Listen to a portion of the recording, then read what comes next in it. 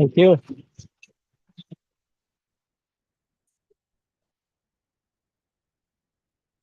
Thank you, Elvin, of these very kind words. I didn't know you studied on my notes, signal theory. Okay, so thanks for coming, even though this is the last session of this great event. I have to thank the organizer. I really enjoyed the workshop. So topological signal processing, let's see what I mean by this. I know, in preparing these slides, I was puzzling because some of you know algebraic topology so well. But I thought having 1 hour at my disposal, maybe it's better to have a tutorial style so that someone who is not so familiar with the tools will hopefully get into this field of research, which I enjoy a lot. So before starting, I cannot forget, the people who have been working with me during these years and the funding agency, of course. So a brief summary. At the beginning, very quickly, I want to motivate why we should move beyond graphs. What are we missing if we stuck with graphs? Then I will talk about knowledge representations exploiting topological spaces. And then one of the major points is that identifying the space where our observations live, it's a good way to identify the operators that we should use to act on the signals, the node features, call them as you want, on the data that we observe. And then I will talk about the inference of the topological space from data. And finally, I will conclude with applications to learning. So why moving beyond graphs? Well, the first statement to say is that graphs are very powerful techniques, we all know. But essentially, they only capture pairwise relations. This statement has been done by several other speakers, but it's the truth. In terms of topology, this means that with a graph, we can measure very well connectivity issues, and graphs are perfect in this sense. But there are other global properties that we may miss if we only stay with graphs. The second point is that in many cases, like in many applications, the data are characterized by multi-way relations that go beyond the pairwise. For example, in chemistry or biology, you may have a chemical reaction involving several molecules, enzymes, etc. And then if you don't have a formal way to characterize these multi-way relations, you may, miss some important information which is in the data. The second important point is that if you are able to formally describe these relations, you can go from local relations to global properties. And this is one of the major contributions, I would say, of topology. And in particular, working with specific spaces like simplicial complexes, cell complexes, etc., you also have a rich algebraic structure so that we can play with matrices, which are things that we all know very well. And okay, so let's move without making it too long. So first, think about knowledge. Now, knowledge representation is a big field, but one way to approach the problem is to say that we can think of knowledge as a set of entities and of relations among these entities. So why is algebraic topology useful in this field? Because essentially a topological space is besides the wording, but it's a very simple concept. It's a concept of what is a topological space? It's a set of entities along with a set of relations among these entities. And you can have relations including 2, 3, 4, how many elements you want. That's it, okay? So this is in a very broad sense. Then if we go more in depth, we may put properties, etc. Depending on the properties, we will have different global properties or operators that we can work with. Now, typically, the structure of the space is inferred from the data. It's not given a priori, so we have to infer the structure from the data. And the structure of the space is useful to identify invariants of the space. Now, why is this important? If we look at the, at the story of deep neural networks, right? So neural networks were invented several decades ago. Okay, at some point they stopped, having an interest because it was like they reached a sort of plateau in performance. But then there was a big step with convolutional neural networks. Why?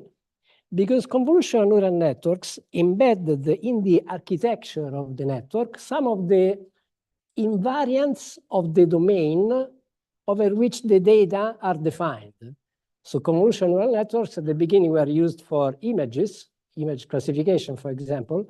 And why are they so useful? Because they have a structure, an architecture that reflects the translation invariance or the convolution, the property, the major property of the convolution operator that in signal processing we know very well, right? If we translate and convolve, this is the same as convolving and translating. Okay, so having this idea in mind, which is sort of equivalence property, then you can build the structure and go from the multi-layer perceptron to the convolutional neural networks, which works much better just because of this. So this is the idea we want to follow. We want to see how to extract invariants from the data that will help us eventually to design an architecture that is very, tuned to the data, to the domain over which the data are defined. And there are many kinds of invariants. Invariants can be numbers, but can be spaces, vector spaces, groups, etc. And yeah, as I said, the identification of invariants helps us to design the architecture of the learning modules. Now, as I said, knowledge can be represented as a set of entities and a set of relations. The first structure that we can define is a poset. Poset stands for a partially ordered set. What it is? It's essentially a set of elements, which we call cells, and equipped with a bounding relation, meaning that, just to make it simple, let's do it in this way, I think it's easier.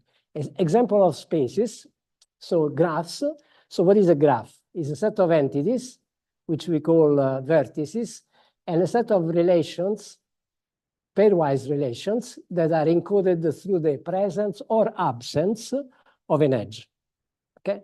But then we can also generalize. So we can have a simplicial complex. What is it? Essentially, we have entities of different order. So we have 0 order, the vertices, order 1, the edges, order 2, the triangles, in this case. So as in a graph, what is a graph? Is a structure where for each pair, you decide whether to put an edge or not. Here, again, for every click containing 3 vertices, you can decide whether to fill the triangle or not. It's exactly the generalization of what we do when we decide whether to put an edge or not. And you can increase at every level. Then we can have cell complexes. What's the difference between the two? The difference is that with a simplicial complex, you also have properties, general properties. One of these properties, which is called the inclusion property of a simplicial complex, says that if you have a set, for example, a triangle, the complex should also include all the boundaries of this element. So if you have a triangle, you also have to include the sides of the triangle and the vertices of the triangle, which is fine.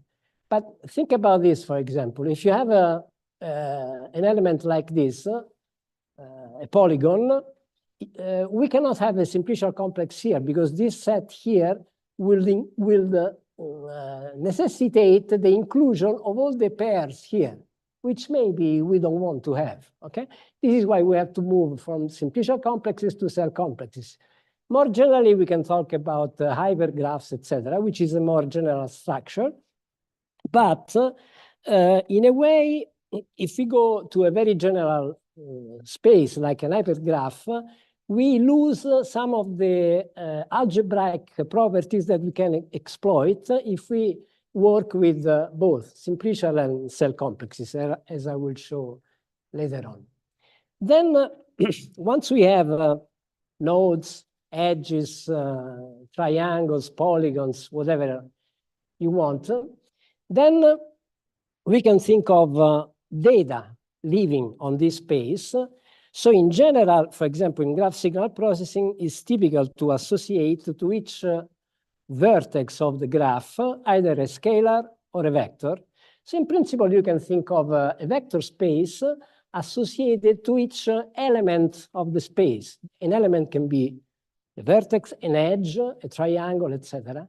And then the other important point is if you want a sort of continuity problem, so that when you move from one space over one node and the space over the other one, you want to have some kind of continuity between the two. And then all of this can be handled in a formal way, introducing the concept of cellular sheaves. Today, I will not go into the cellular sheaves for questions of time, but of course, I will mention applications. Now, okay, so what is topological signal processing? I only mean processing signals defined over a topological space. So what are these signals? Are data that are associated to elements of different order. So the order can be 0, 1, 2, etc. And as I said before, inferring the topology is a formal way to discover invariants and global properties starting from local relations. That's the main point. So let's make it interesting for from the visual part. So for example, here, if you notice, if you look at this structure here, okay, this structure can go into different deformations, but using continuous deformation, you can transform this donut into a mug, okay? Or here you can transform the cow into a ball, okay? Now the question is, are these objects similar some way to each other? Well, topologically speaking, all the figures that you observe here, they are topologically equivalent. Why? Because there are some invariants that are the same. For example, which are the invariants? If we stick with the simplest example of invariant, which is a number, we have a set of numbers called the Betti numbers. And then here, if you, for example, make a mesh out of this to describe it and put it on a computer, for example, you might have a point cloud, a triangular mesh, etc. Then if you work on these structures, all these objects here will have the same sequence of Betti numbers, because essentially this is a connected graph, which means beta 0, the first Betti number is 1. Then you have one hole, and you see this hole remains all the time. And so Betti number beta 1 will be 1, and then etc. In this other case, you have connectivity all the time. So beta 0 is 1, but beta 1 is 0 because you don't have holes. So all these figures here are equivalent to each other, but this is not equivalent to this other one, because these global properties are fundamentally different. So you can never go from here to here, okay? Okay, Betti numbers, of course, is the simplest way of describing invariants because we are just using numbers, but we can do more elaborated things. For example, in topology, it's typical to talk about homologies, cohomologies, homotopies, etc. For us, in a more signal processing terminology, it's like we have vector spaces, and these vector spaces can be identified in a precise manner, as I will do in a few slides. Now, examples of topological spaces, as I mentioned before, simplicial complex and the cellular complex. And then quite recently, we also defined another possible space, which we just called generalized because we didn't know how to find a new name. But essentially, we have a cellular complex where we are not restricted to have cells that are necessarily homeomorphic to balls in a real space. So we can have cells with a hollow inside. At the beginning, we were thinking of using the name hollow cellular complex, but it looked a bit weird, so we didn't do it. But I will show that we can work with these cells as well, provided that we describe all the boundaries of all the objects that we have here. Okay, these are the properties, but it's not necessary now to be so formal about the properties. These properties just say that when you glue together these elements, you should glue them, let's say, in a nice way, if I have to say it in words. Okay, now to introduce the mathematical description, the algebraic formulation.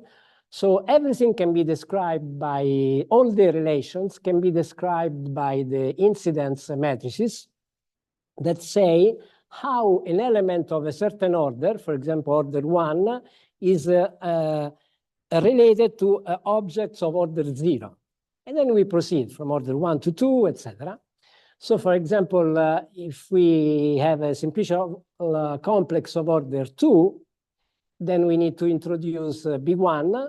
So B1 has vertices as rows and edges as columns. So for each edge, you just decide, you just write here which are the endpoints of the edge.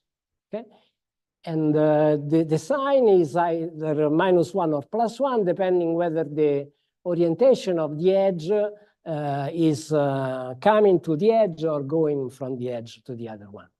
Okay, so this is beta 1. But of course, to describe, so beta 1 is sufficient to describe the graph, because the graph essentially is a way to encode the relations between edges and nodes, and that's it. If we go one level up, and we have this simplicial complex, then we also need to establish the neighborhood relations between triangles and edges.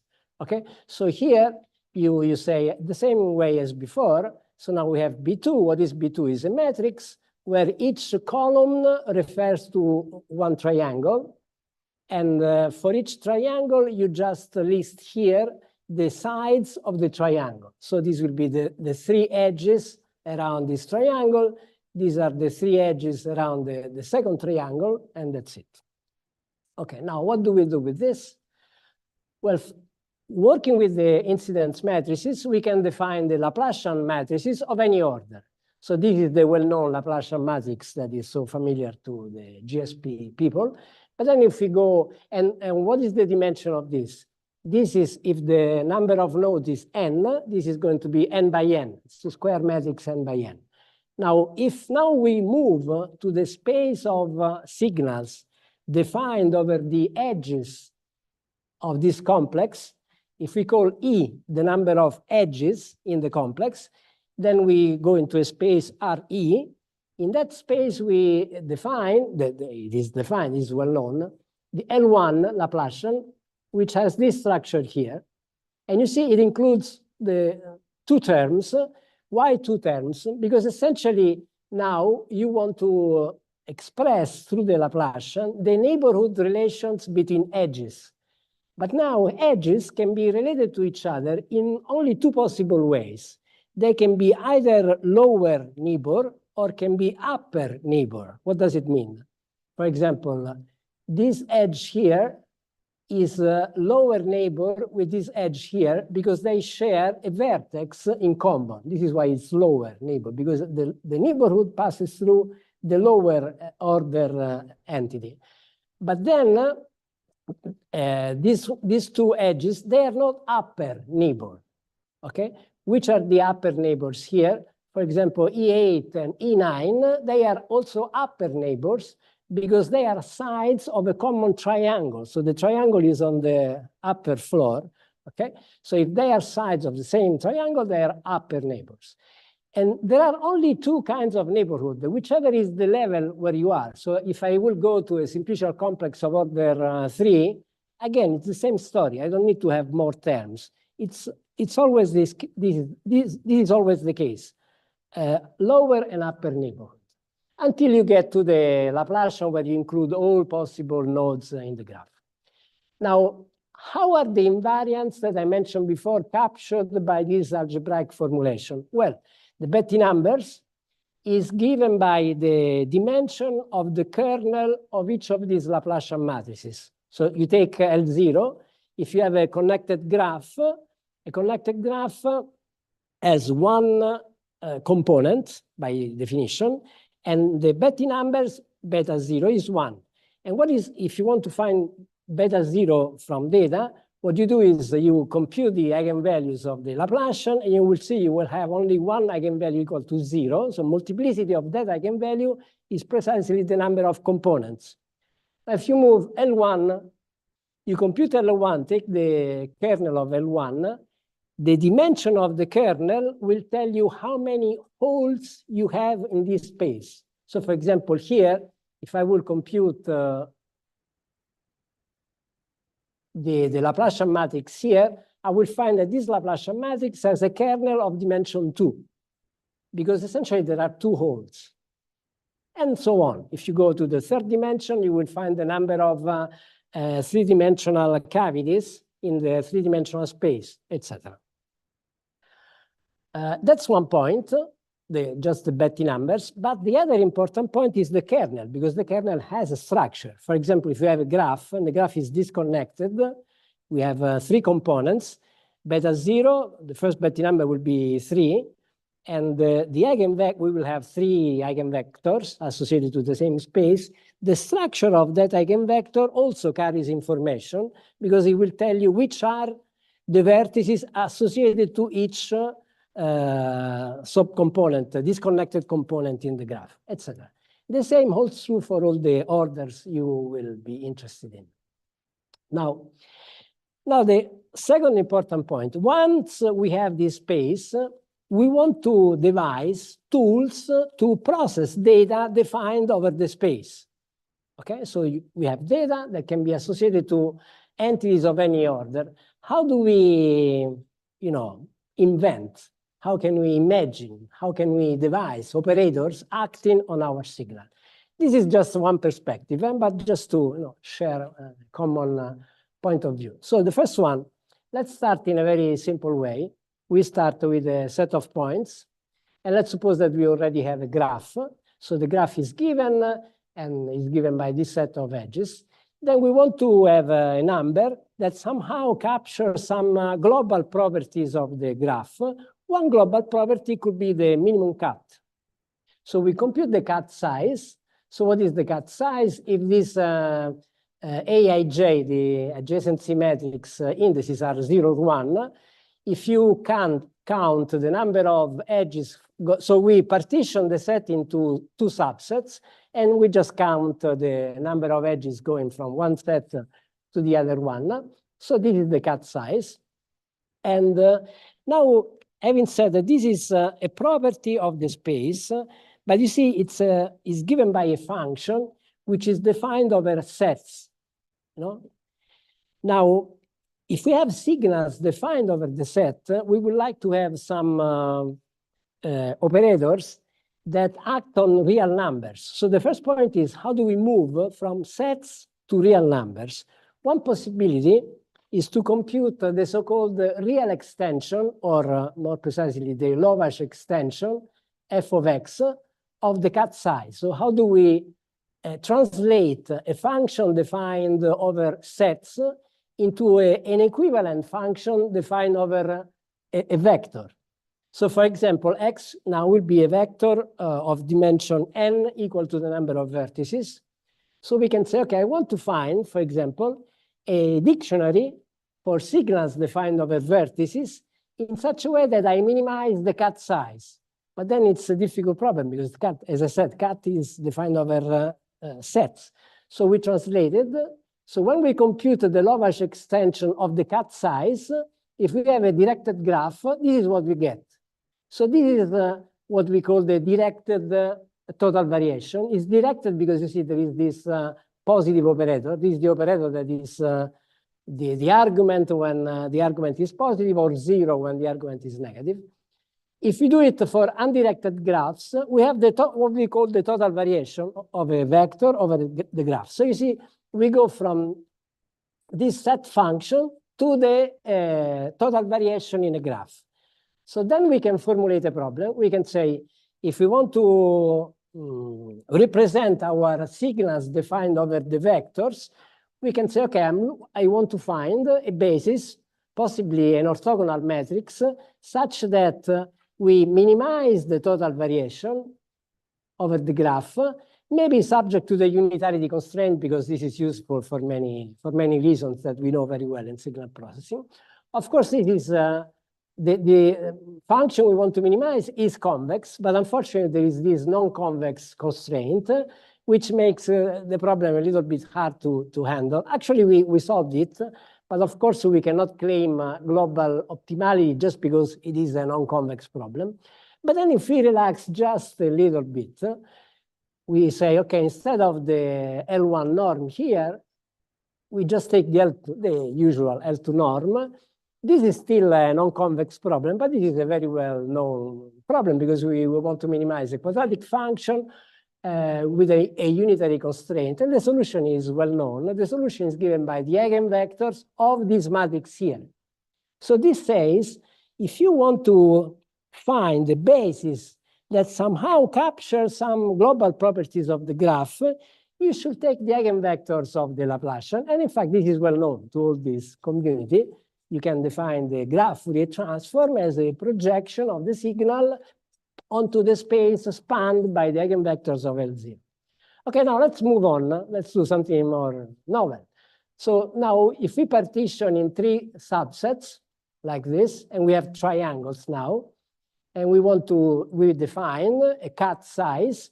The cut size is the number of triangles having one vertex in one domain, the other vertex in the other set, the third vertex in the third set. And again, we can formulate the same problem as before. This is a set function, so we go into the real extension, the Lovász extension.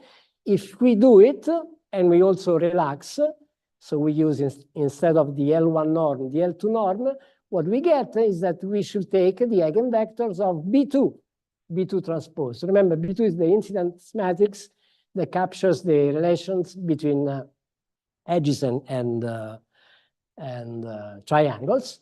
Okay, so in general, what we proved is that actually you can also do this with cellular complex, is the same. So essentially you build the Laplacian of any order, LK, take the eigen decomposition, and for all of this, you can define, if you want, you can call it as you like, you can define the Fourier transform over these domains as the projection onto the corresponding eigenvectors of the Laplacian defined at that level. So at the node, edge, triangles, etc. level, polygons, etc. Okay, now just to mention something that doesn't happen in graph signal processing, because in graph signal processing, essentially we only have one kind of neighborhood, the upper neighbor. We can only define this, how to, nodes are neighbor to each other, but there's no lower neighborhood because below nodes, there's nothing. Essentially, that's the point. So the point is this, when you go, for example, to the space of signals defined over the edges of a graph, that space can be always decomposed into the direct sum of 3 spaces, which include a gradient space, the image of this matrix here, plus the curl space, plus the harmonic space. So what are the gradients? The gradients look like this, and this is the curl space, plus the harmonic space. And this is true, this is called the Hodge decomposition. This decomposition is true at all the levels in the complex. So you can go not only for edge, but also polygons, etc., tetrahedron, etc. This is always true. What does it mean? What does it imply? It implies that every signal defined over the edges, for example, could be a flow signal. Then a flow signal, S1, can always be written in terms of one component that looks like this, which is a gradient component, plus the curl component, plus the harmonic component. For those of you who have some reminiscence of physics, calculus, at the beginning of engineering, probably, if you follow a course on electromagnetic theory, we know that a vector field this is what they told us. Any vector field can always be decomposed into a vector field, which is the gradient of a potential, of a scalar potential, plus the curl of a vector potential.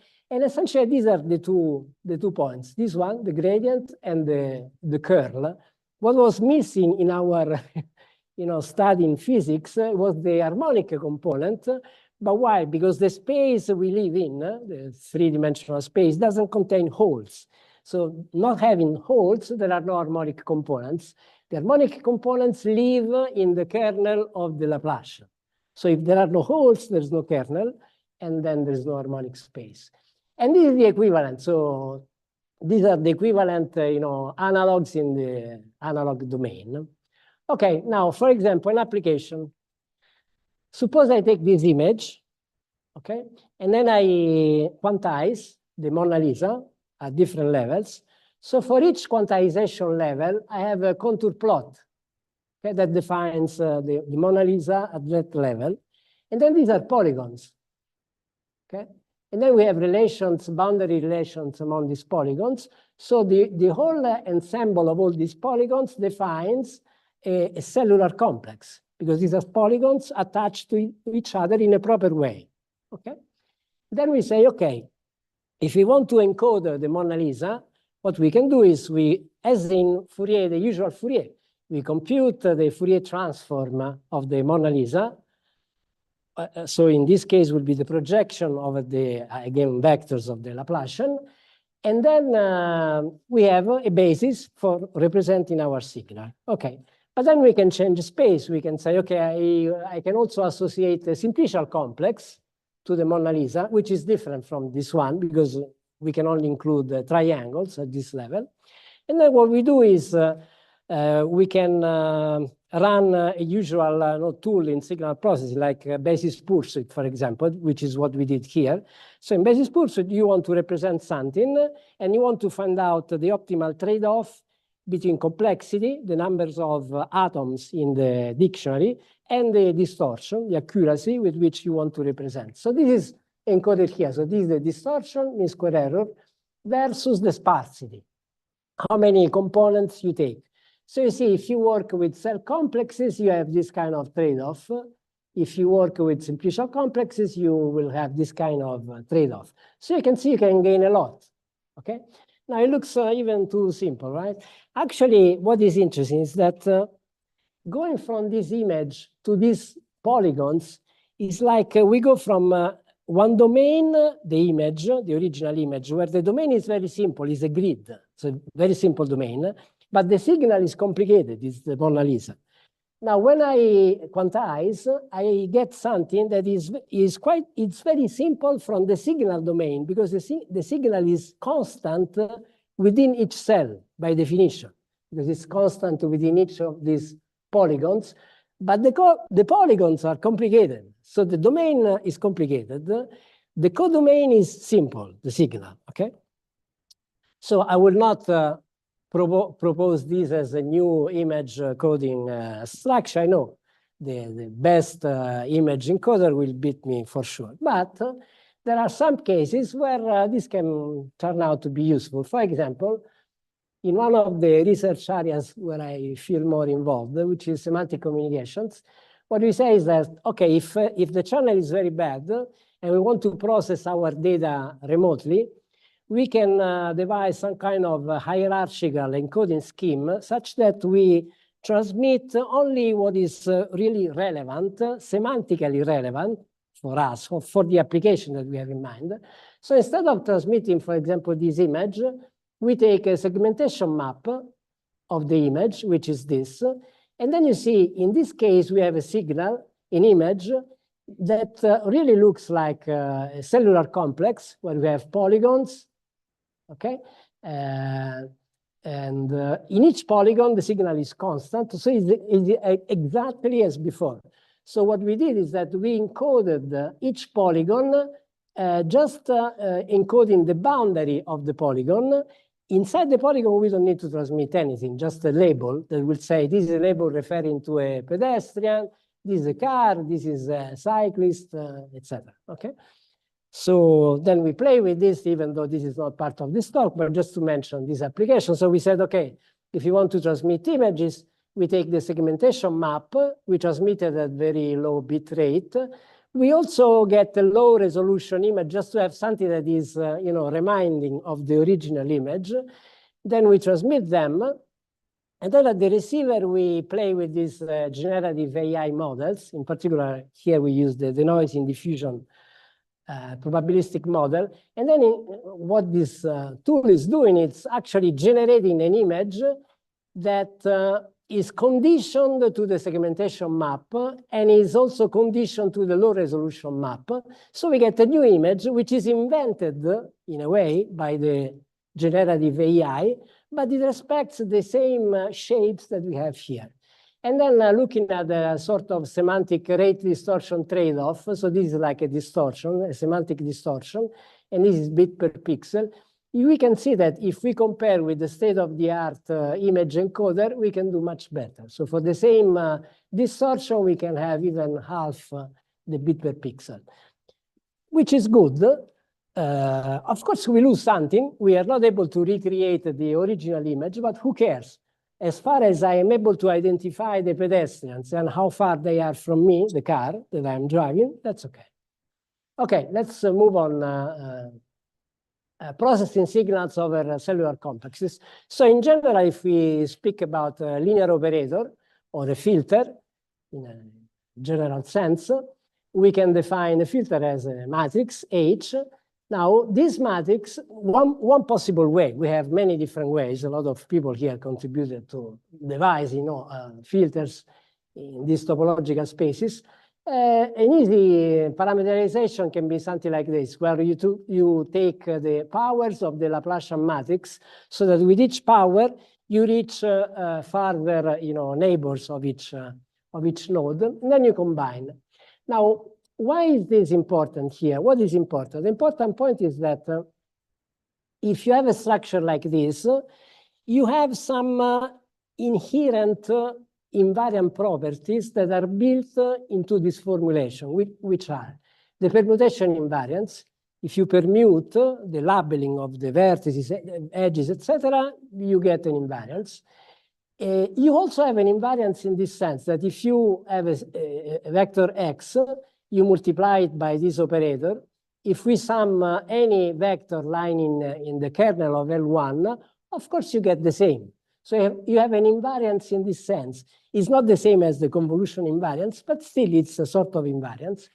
And also you can easily identify ways to disentangle, to disentangle filters. For example, if we have a graph disconnected in two components, we will have two filters that will operate separately, independently on the two components.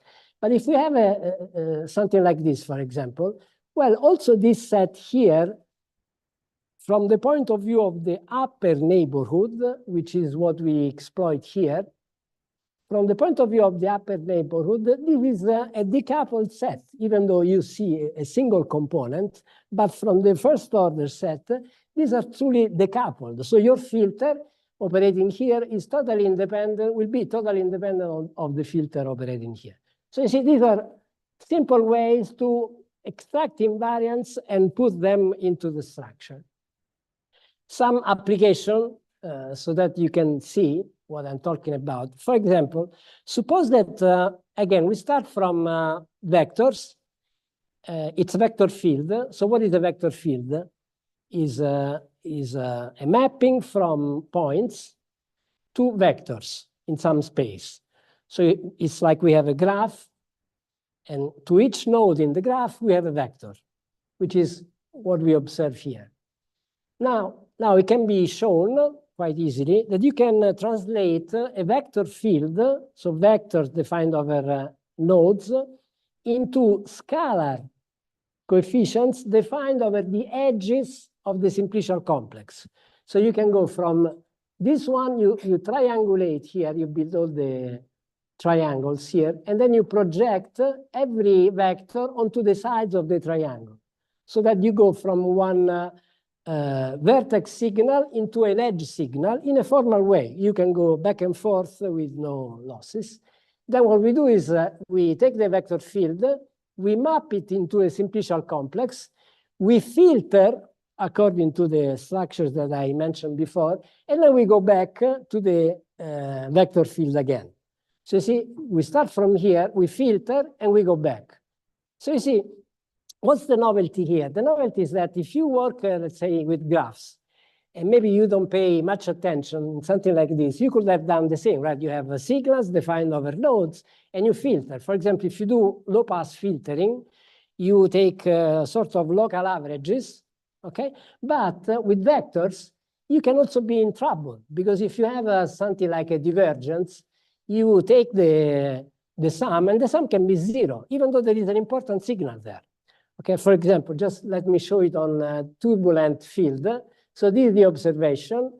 We can extract the curl component or the gradient component. So you see, for example, here, so you see these curls here, and you see also the gradient. So you see, for example, in this case, if you take only these components and I will average locally, I will destroy important components because the average, the local average here will be 0. Okay, here you can get 0, but you can get this one, which is an important component, which will be missing if you stick working with graphs when dealing with signals defined over the edges. Okay, then if you have signals defined over both vertices and edges, you can also decide to process them jointly together. So in this sense, you can introduce the so-called Dirac operator, which is a matrix that now contains both B1 and B2. This matrix has the interesting property that if you take dx square is a diagonal, block diagonal matrix, which is important because you decouple things, but with the square. Now, if we work in a domain that includes nodes, edges, and triangle, because you are processing them jointly, all of them, so the space is bigger, again, there is an Hodge decomposition, so the overall space can still be decomposed into the direct sum of these spaces that depend on the Dirac operator defined in this way. Okay? And then knowing the Dirac operator, we can define filters built on the Dirac operators. Okay? So there is a formal way to handle all this data jointly. This is something that I will use later on neural networks. Now, until now, I assume that the graph or the complex is given. Now I want to talk a little bit about the inference of these structures from data. So the point is this, it's like when you build a high building, okay? You have to start from the ground, level 0, 1, 4, etc. So you start, let's say, from a point cloud. I didn't draw the point cloud. So imagine you have a point cloud. So the first step, you infer the graph. We know it, so I gave it for granted. So we have a graph. And then you want to go the next level. So you want to infer the simplicial complex from the data. Now, how can you do that? First of all, you have to decide whether this is necessary, because given the data that you have, you might also decide that this is not worth. You can stick with the graph, and that's enough. So how can you do that? You take your signals, and you project your signal into a space which is orthogonal to the gradient space. Okay? If you get something that has a norm greater than some threshold, it means you have something that cannot be described only in terms of a gradient. So it means you need something else. What is this something else? It's something that you can capture using the simplicial complex. So you have to estimate it. Okay, so let's do it. One possibility, just because before I introduced this concept of total variation over each set, we can say, okay, I want to minimize the total variation. This Tn is a binary coefficient that says whether one triangle is present or absent, 1 or 0, subject to an L0 norm equal to the number of triangles that we're supposed to know a priori. Okay? This is clearly a non-convex problem, but actually this is trivial to solve because essentially you compute all these coefficients here, you rank them, you order them, and you take the T star minimum ones, and you're done. So you can compute this objective function for every T star. Okay, and then it's very easy from the data also to understand which is the T star, because it's the one that will give you the minimum among all the T stars, because it's easy to do it with all the values. So this is one possibility. Now, if I will have to ask which is the space that is more suitable for analyzing edge flows, for example, we can choose between simplicials, cells, etc. Okay, then one possibility for us, let's say signal processing people, one possibility is again to look at the rate distortion trade-off, and we say, okay, I do as before, I run something like basis pursuit or LAS or whatever you want. And then I say, I get the trade-off between sparsity, the number of components, and mean square error. So this type, distortion and rate, if you want. And then here, the different curves refer to a graph. Oh, I forgot to say, here we are using real data. These real data are, this is a telecommunication network in Germany. And then we have this traffic data overall, this link. This is why we have an edge signal, the traffic data. And then we want to represent in an optimal way this data, possibly trying to minimize the number of atoms, elements in the dictionary that we need to use. And you see, we go from here, which is a graph.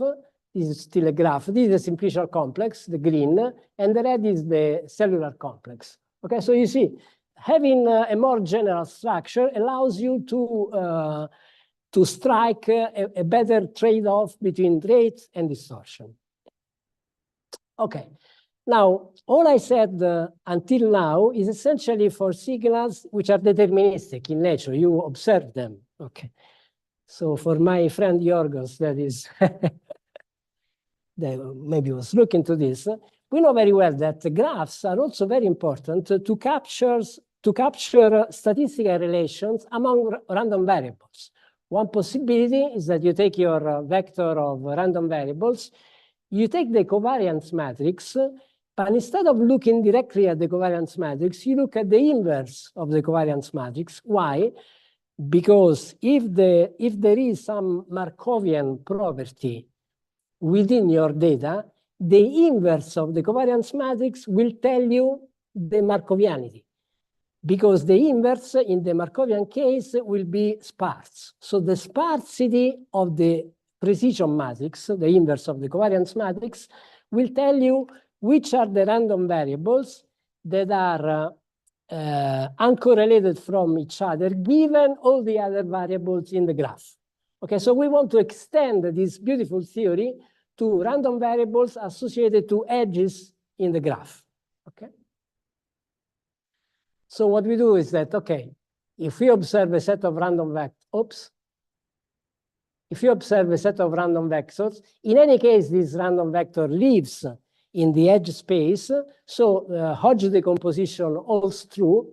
So the first property, this is quite simple, but it's interesting, is that given this parameterization here that holds every time, if these vectors x0, x2, and h1, which live on different floors, 0, 1, and second floor, if they are uncorrelated to each other, then the covariance matrix, which you can write directly from here, the covariance matrix of this vector here admits an eigen decomposition that still respects the Hodge decomposition.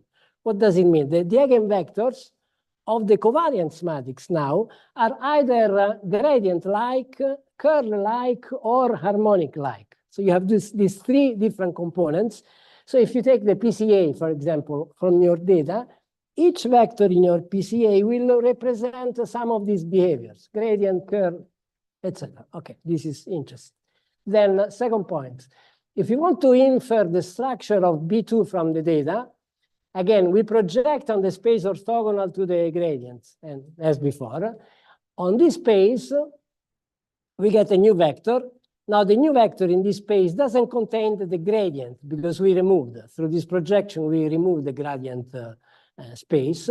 So we are in this space here.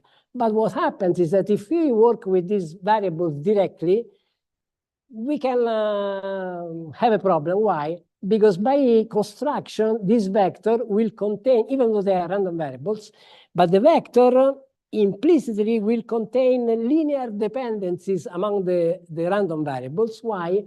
Because this equation must hold true just by construction. Okay, so it's like just because we have this, this says in a different way that if you write the S1 vector stuck in two vectors here, you can express one vector in terms of the other one.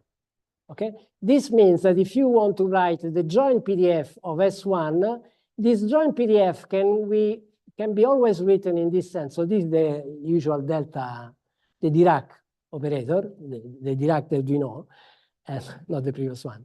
So this is the Dirac, and this is PS1, PSI, and this one is a well-defined PDF. Okay, so for example, in the Gaussian case, with the Gaussian, we will have this shape.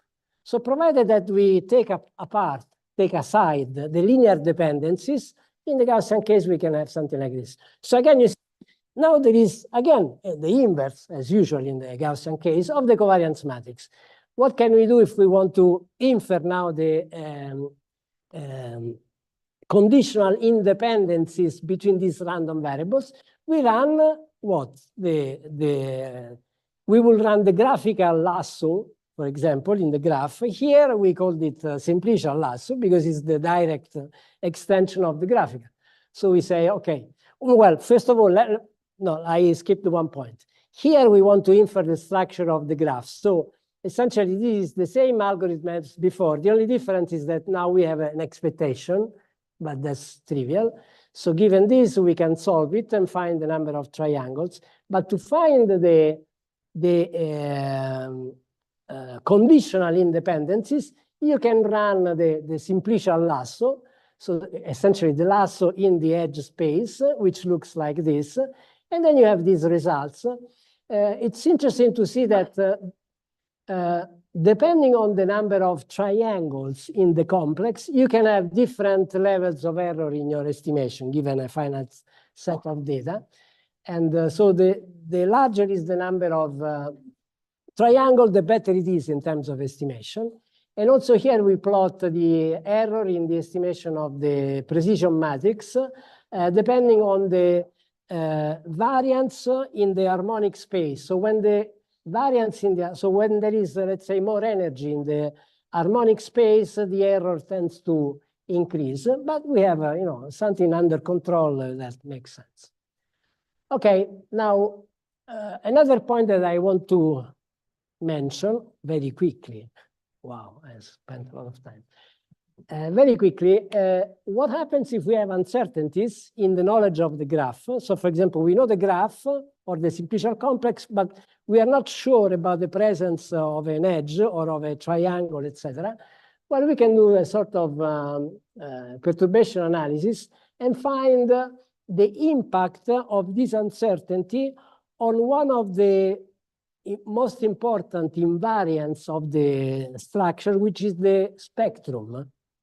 Okay, so how does the spectrum changes depending on variations in the edges? For example, we found a closed form expression, of course approximated, for the eigenvalues and for the eigenvectors. Without spending much time, I will just say that here, what is nice is that if you want to find out the perturbation of the eigenvalue in a graph, for example, and you think you have an uncertainty of an edge k, m, then what happens is that what you should do, you take the gradient of the associated eigenvector, the gradient of the eigenvector computed over the two endpoints of the edge will tell you what's the impact on the eigenvalue. If you think about it, if you have a graph with two clusters and one edge between the two clusters, within the clusters, the eigenvector is going to be almost constant. If you take the gradient within the cluster, the gradient will be 0. So the impact of an error within the cluster is almost 0 from this formula. If you remove the edge from one cluster to the other, you make a big error. And in fact, in that case, the eigenvector changes a lot because it goes from positive to negative values. So you have a big variation. The same exact story can be generalized to a simplicial complex because these vectors have always the same. So these would be the columns of the incidence matrix at the level that you want. So you will have the curl, etc. I will be quick. Then we apply this theory to assess the impact of errors on graph neural networks. So we define this kind of measure of stability, having considered only one layer of the neural network. So this is the usual nonlinearity, and this is the filter. And then we define this measure of stability, the difference. And then we found a theoretical bound on this distance that can be expressed in closed form, building on the small perturbation analysis. And when we compared with this bound with bounds available in the literature, there is a beautiful paper by Alejandro and his students. It's on the airplane. Okay, sorry, Alejandro. But we can have much better results just because we go more in detail into the structure of the error. Then, okay, we applied how many minutes? Five. Okay, 5 minutes. We apply this into neural network. So we said, okay, topological neural network, what it is a neural network where the data are defined over a topological space, which can be either a simplicial complex, a cell complex, and so on. We included, so these are the three flows associated to the node, edges, and triangle entities. And we also have an attentional mechanism that can also lift signals from one level to the other. Okay, so we train this network. We compare this structure, which we call the generalized simplicial attention network, GSAN is the last row.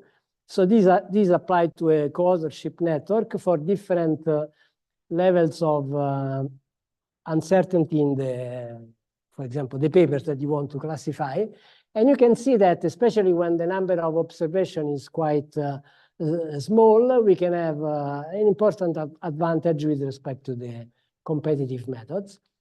Then we also did it with the proteins. So we'll go fast. And then we move to cellular attention network because we want to deal with structures that are not necessarily triangles. And then we have different layers where we included the cell attention, the pooling, filtering, a certain number of layers as in usual. And the last layer is just a multi-layer perceptron. And here is the comparison with the number of competitive tools based on kernels, based on graphs, on simplicial complexes, etc. And you can see in most cases, we get an advantage with respect to the others. Not always, but we're very close. When we lose, in some other case, we do something a little bit better. I think with this is done. Sorry if I took some more minutes. If you have questions, I'll be happy to address them. Thank you.